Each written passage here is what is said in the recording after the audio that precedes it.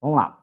João da Silva, servidor da administração tributária do município Y, recebeu propina de José Pereira, adquirente de um imóvel, para conluio com este, emitir uma certidão que atestava falsamente a quitação de débito do ITBI incidente sobre a transferência de propriedade. A certidão seria apresentada ao tabelião para lavrar-se a escritura pública de compra e venda imobiliária e para posterior registro. Vamos lá, vamos entender essa questão. Todas as vezes que você adquire um imóvel,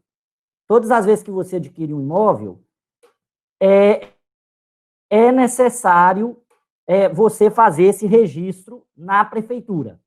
Então, eu falei aqui para vocês, a Nájila falou que não está ouvindo. Tá conseguindo ouvir aí, ô Nájila? Deve ser, aqui tá funcionando, né? Então, vamos lá. Então, todas as vezes que a gente adquire um imóvel, nós precisamos pagar esse ITBI. Eu falei no passado que a aquisição ela vai gerar passivo, ou seja, aquele que tem que pagar o tributo no ITBI pode ser o adquirente ou quem vende. Então, pode ser um dos dois, segundo o Código Tributário Nacional. E no caso da lei municipal, a lei municipal, então, vai escolher quem é o sujeito passivo. Vamos recordar aqui o que é sujeito passivo e o que é sujeito ativo. Sujeito ativo é quem tem o crédito tributário. Os sujeitos ativos, por excelência, são as administrações públicas diretas, município, estado e União. Mas pode haver sujeito ativo para estatal? Pode. Por exemplo, o SESC, o SENAI, a OAB, para estatais.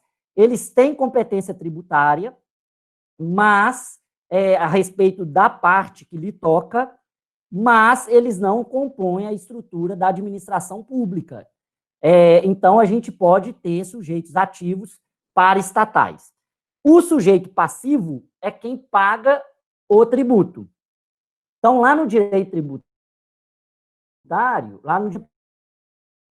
uma forma do crime, sujeito ativo, sujeito passivo, ou seja, quem pode cometer o crime, quem pode ser vítima do crime, isso também existe no direito tributário. O sujeito passivo é quem tem o dever de pagar o tributo. Então, o contribuinte, né, que é o sujeito passivo, então o sujeito passivo ele pode ser o contribuinte e pode ser o responsável. Ele pode ser tanto contribuinte. Sujeito passivo contribuinte é quem deve o tributo de fato.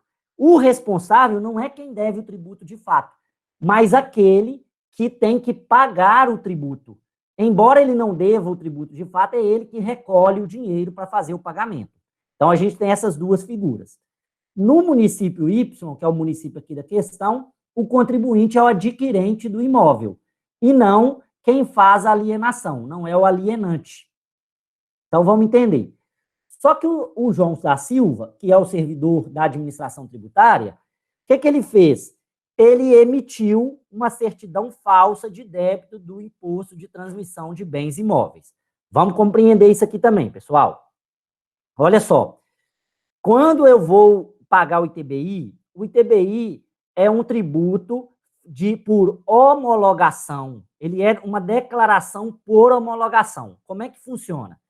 Eu compro um imóvel. Então, A compra o imóvel de B.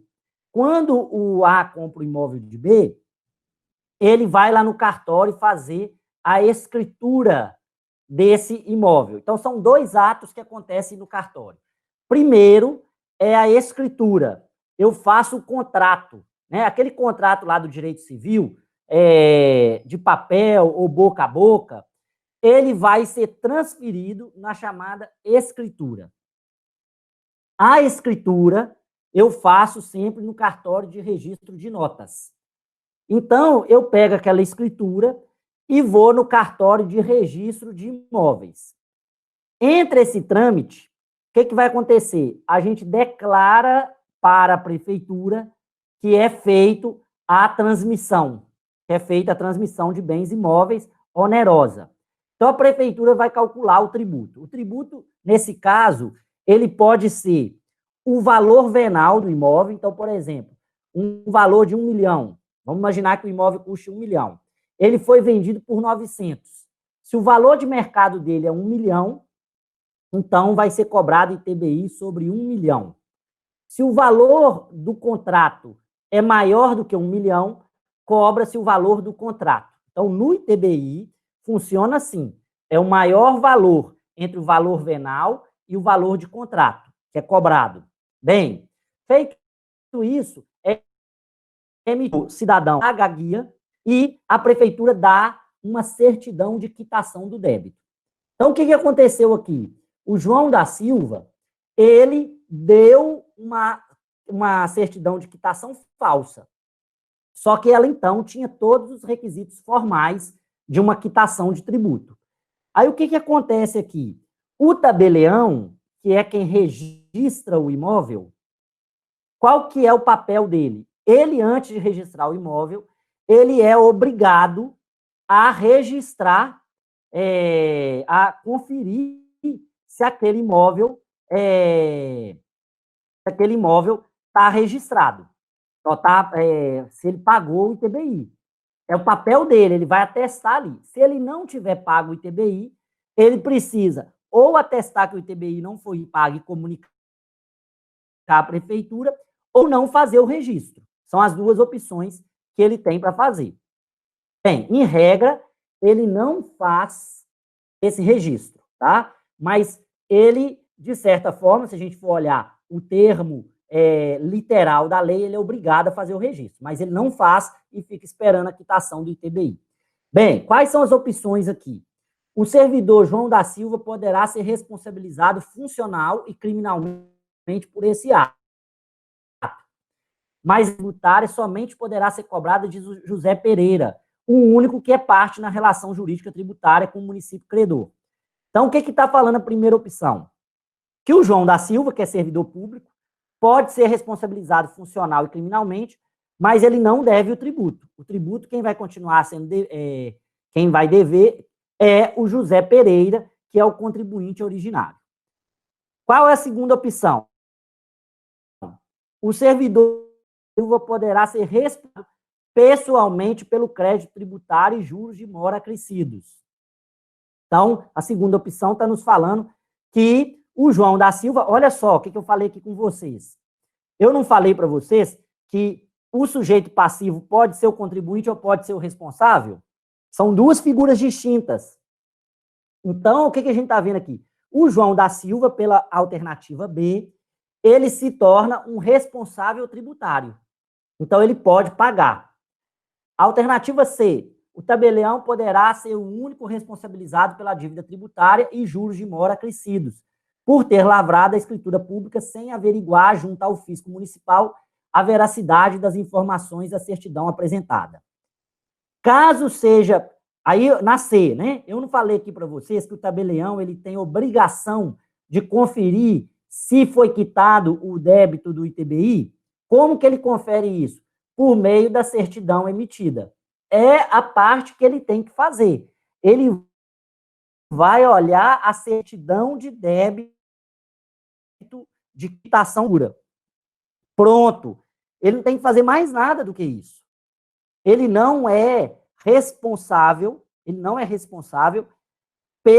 para verificar se aquela certidão é falsa ou verdadeira, porque ela pode estar formalmente verdadeira, a não ser que o ato é tão esdrúxulo, ele é tão visivelmente manipulado, que aí o tabelião deveria, com a sua percepção, averiguar aquela questão. Caso seja aplicada a multa tributária punitiva contra José Pereira, este poderá exigir do fisco que 50% do valor da multa seja cobrado do servidor João da Silva. Então, o que está falando no D é que o José Pereira vai ter que pagar o tributo, mas ele pode dividir a multa com o servidor. Vamos ver aqui, gente. Eu quero que vocês pensem um pouco. de como que tem questões aqui que são absurdas, né? Por exemplo, uma certidão falsa. O tabelião vai ser responsável? Não faz sentido nem do ponto de vista tributário, nem do ponto de vista da introdução ao direito, né? A introdução lá do direito, a questão penal, a questão da responsabilidade civil, a questão da responsabilidade administrativa, ela já nos traz, por natureza, a exclusão da alternativa C. A D, a A, B e a D, nós vamos ver aqui como que o Código Tributário trata essa questão. Vamos lá. A solução deste caso, então, passa pelo direito penal e pelo direito tributário. O artigo 208 do CTN, ele diz o seguinte: a certidão negativa expedida com dolo ou fraude, que contenha erro contra a fazenda pública, responsabiliza pessoalmente o funcionário que a expedir pelo crédito tributário e juros de mora acrescidos. O disposto nesse artigo não exclui a responsabilidade criminal e funcional que, no caso, couber.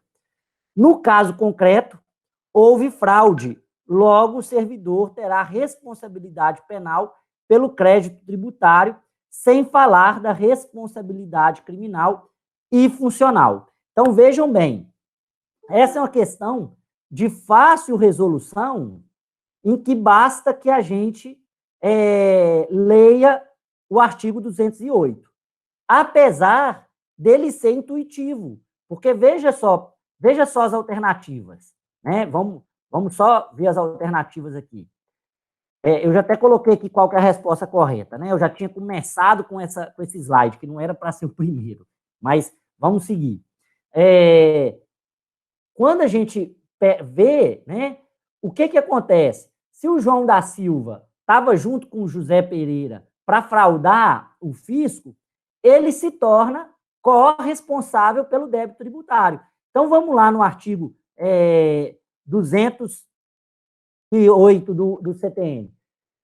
A certidão responsabiliza pessoalmente o funcionário que a expedir. Agora, veja bem, se o contribuinte, né, pagar, os funcionários não tem que pagar duas vezes. Na questão tributária, cabe ao fisco receber o tributo. Ele não cabe receber 2, 3 vezes. Então, essa é uma responsabilidade que a gente pode falar que ela é uma responsabilidade solidária. Tanto o contribuinte quanto o servidor público passam a ser responsáveis. Agora, obviamente que é mais fácil cobrar do servidor público. Por quê? Porque você paga o salário dele, então você pode fazer um acordo com ele, na esfera administrativa e na esfera criminal, para que ele pague.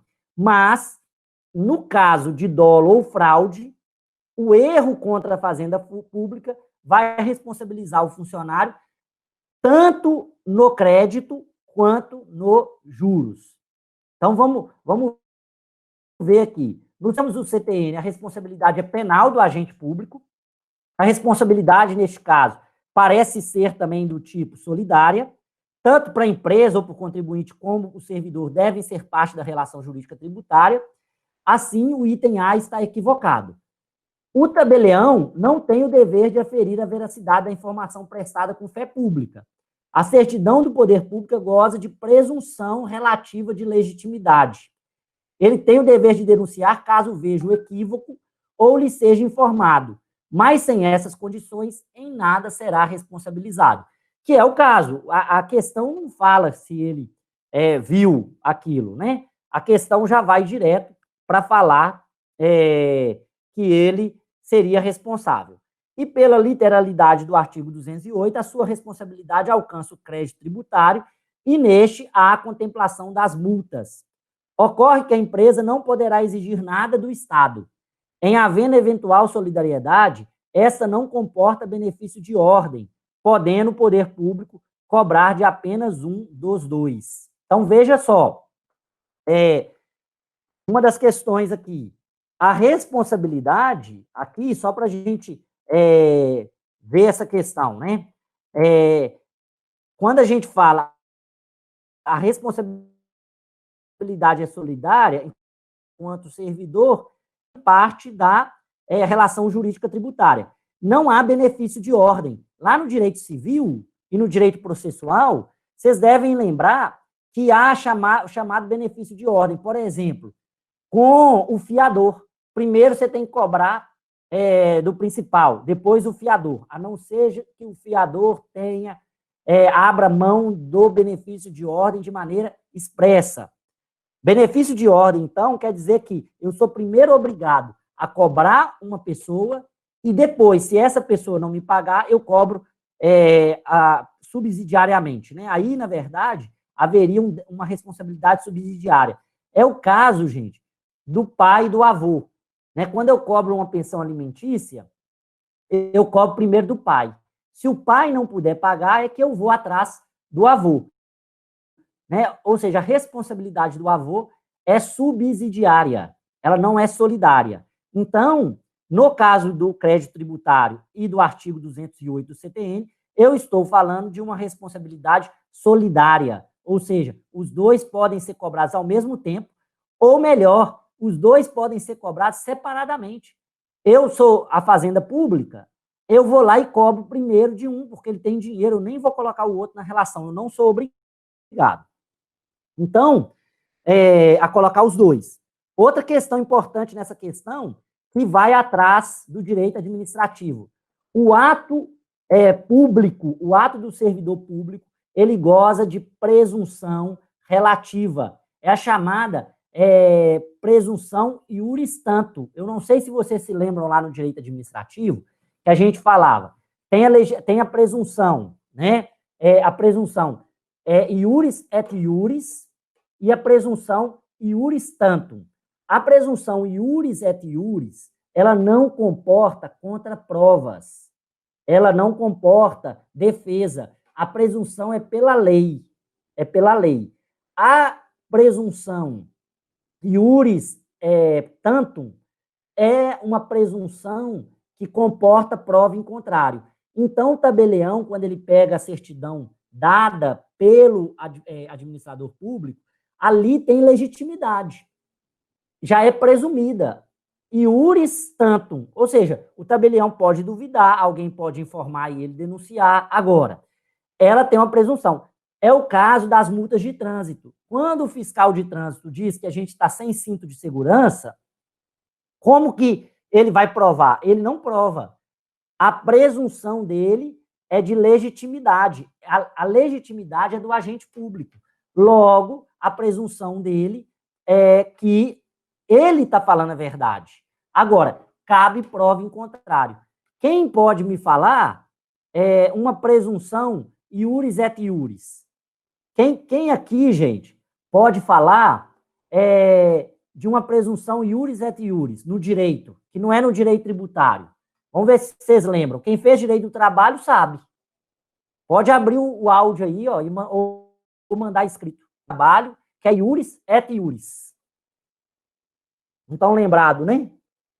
Uma presunção do direito do trabalho, que é iuris et iuris, é a presunção que legitima um funcionário ganhar mais do que o outro na mesma carreira, se a diferença de tempo de trabalho deles é maior do que 2 anos.